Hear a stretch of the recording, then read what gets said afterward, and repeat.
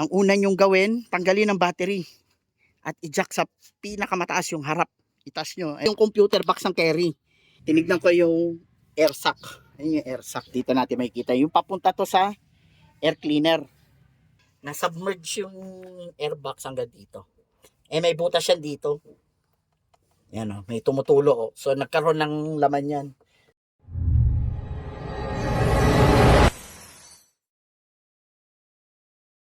So guys, andito na ako sa Valenzuela.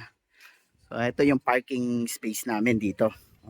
Nagbabayad kami dito buwan-buwan. So nangyari, ito yung carry ko. Tapos sa tabi niyan yung Celerio. Nagkataon kasi nakauwi ako sa Caloocan. So nadala ko yung susi nito. So anak ko naiwan. So yung Celerio na isalba, nakalabas. Andun. So etong area na to ay walang history ng baha. Pero yung kahapon na pangyayari ay binaha. So hindi namin inaasahan. Ayan, yan yung tubig, yung mark ng tubig. So ang remedy ginawa ng anak ko dahil wala nga ako, ang instruction ko ay itaas yung carry. Todo yung jack. Yan.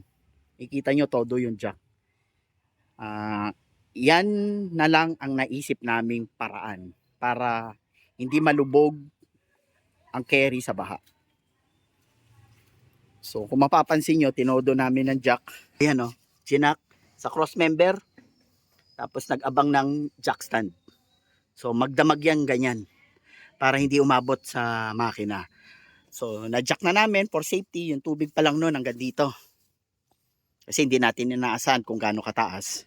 So kung mangyayari ulit ang ganitong sitwasyon, ganitong gawin nyo. Hindi nyo na mailikas ang sasakyan nyo.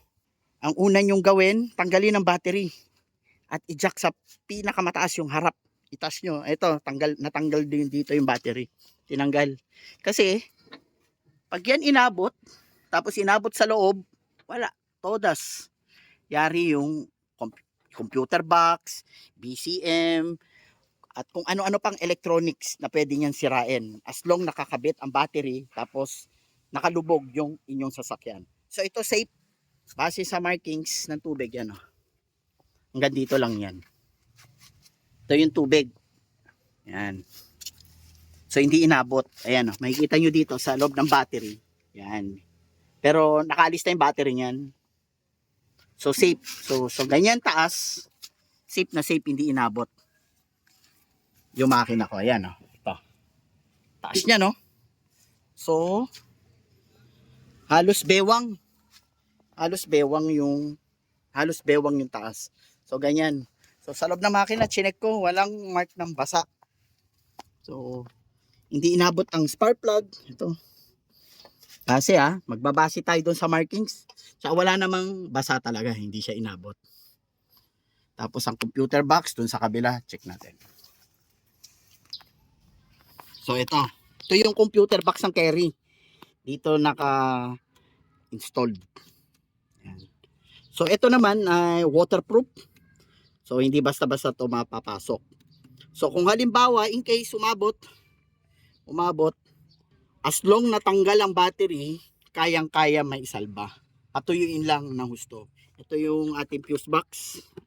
Hindi naman din inabot. Okay, yan. Malinis na malinis. So markings ng tubig ito. Mataas pa. So hindi inabot yung dipstick. Ito yung dipstick So check natin yung oil. So ina-assess ko muna bago ko paandarin. Kailangan ma-assess mabuti. So bagong change oil to So yan, malinis pa. Hindi nagbago yung level. So meaning hindi napasukan ng tubig. Yan. Kaya ina-assess ko mabuti kung ano ang dapat kong gawin sa carry na ito. Chinek ko rin, ito yung water level Ayan water level. Tinignan ko yung air sac. Ayun yung air sac. Dito natin makikita. Yung papunta to sa air cleaner. So, ina-assess ko rin. So, mataas naman to. Ito siya Pero bago ang lahat, para sure. Dito yan. Para sure. Ayan Checking ko yan. So, ito yung airbox. Mukhang inabot na submerge nasubmerge yung airbox hanggang dito. May butas yan dito. Yan o, may tumutulo o. So nagkaroon ng laman yan. Yan. So unang-una, so bago ko ito paandarin, palitan ko ng air filter. Check natin mabuti. At yung tangke ng gasolina to. Hindi naman din inabot. Kasi hanggang dito, yan. Ayan o, may kita sa markings to. Ayan o. Wala, hindi inabot. Seal tight. Okay. Yan yung markings oh. Ay nako. So sa mga sasakyan na inabot ng baha, ito kagaya nito katabi ko. Inabot oh. Toyota Altis. Hanggang dito yata. Ayan. Toyota Altis. Inabot. Hindi ko pa nakakausap may-ari nito. Inalis lang yung cover. Dito naman eh. May tubig. Nandito. Dito yung tubig niyan. Toyota Altis. Dito tubig. So ang una kong gagawin dito, yung airbox. Nabasa. Nabasa yung airbox, Angelo. Nalubog yung airbox. So aalisin. So pero hindi ko muna siya papandarin. Ganito muna. Magpapahinga muna kami. Kailangan muna magpahinga yung mga anak ko. Dahil sila naiwan dito. So hayaan ko lang ganito. Yan. Ito yung pinaka-safe. Kung hindi na masalba talaga yung sasakyan. I-jack. Sa pinakamataas, itodo nyo.